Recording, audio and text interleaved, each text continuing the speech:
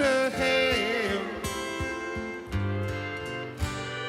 All of this drinking and smoking is hopeless, but feel like it's all that I need. Jelly Roll stands on one of the biggest music stages in the world today.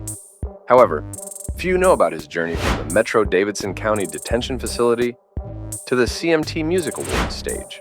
Jelly took home 3 awards at the CMT annual ceremony after missing out on turning his Grammy nominations into a win.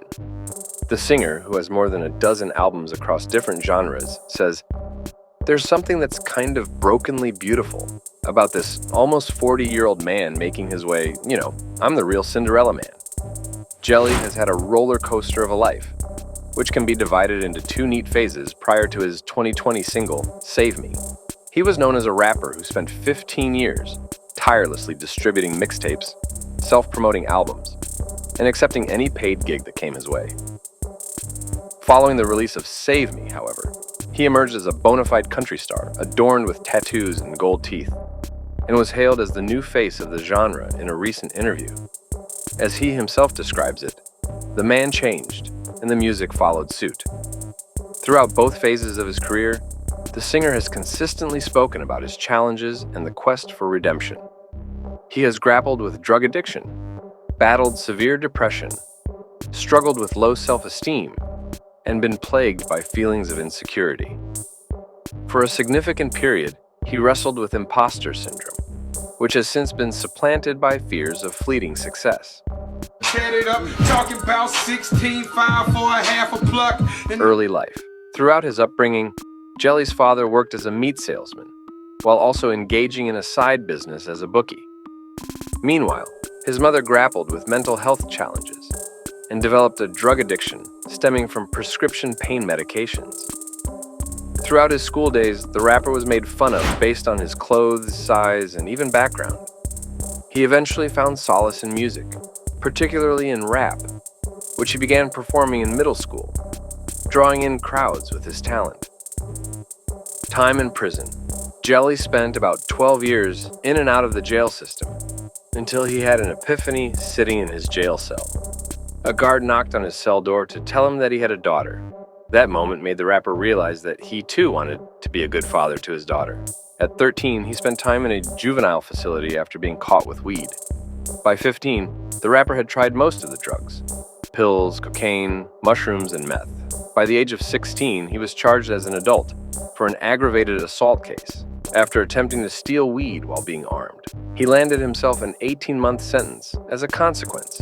"I never want to overlook the fact that it was a heinous crime," he told Billboard. "This is a grown man looking back at a 16-year-old kid that made the worst decision that he could have made in life, and people could have got hurt, and by the grace of God, thankfully, nobody did." For a decade, Jelly drifted in and out of prison. Offenses included violating probation, failing drug tests, and possessing crack with the intent to resell.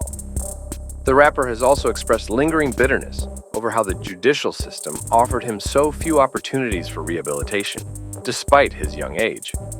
At 25, he left prison for the last time and built a sizable fan base without any studio help. "I had 1 billion views on my YouTube channel before I signed a record deal," he claims. Jelly, after his release from jail, was quite aware of his shortcomings. He knew he wasn't qualified to do much more than talk and sing, so he completely dedicated himself to making music. Rejection and revival. The singer's music journey didn't take off without hiccups. Many record labels rejected him as he wasn't a relatable figure, pointing to his obesity, tattoos, and criminal record. "I was told, nobody's gonna buy a 400-pound man singing sad songs. Like it's just not in the bingo card for what the climate of music is." In 2020, the singer's career reached a pivotal moment with the release of Save Me, a raw and heartfelt plea for assistance in overcoming addiction. The song gained significant traction on YouTube, accumulating hundreds of millions of views, and attracted the attention of record labels. Following this breakthrough, he went on to release 2 successful albums, Ballads of the Broken and Whitsett Chapel. These albums further solidified his place in the music industry and showcased his talent and authenticity to a wide audience. Jelly Roll, Save Me. A documentary released in 2023 profiles his revival from the dark. Most notable is his relationship with fans, young offenders, and recovering addicts, who tell him how his music saved them or helped them grieve. The singer's gigs have been compared to church revivals and 12-step programs.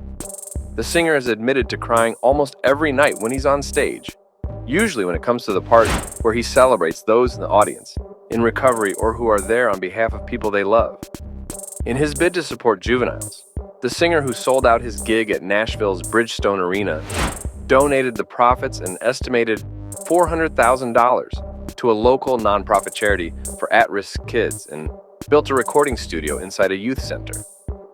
When I was a kid, I feel like they focused on discipline and not rehabilitation. And dude, when you're 16 years old, I don't care what crime you committed. You don't need to put your nose in the corner. You need a hug. You need somebody to tell you they love you. Living with the impact of his own conviction, the singer cannot vote, volunteer at most nonprofits, or own a firearm. Until recently, he also could not get a passport, which impacted his ability to tour internationally.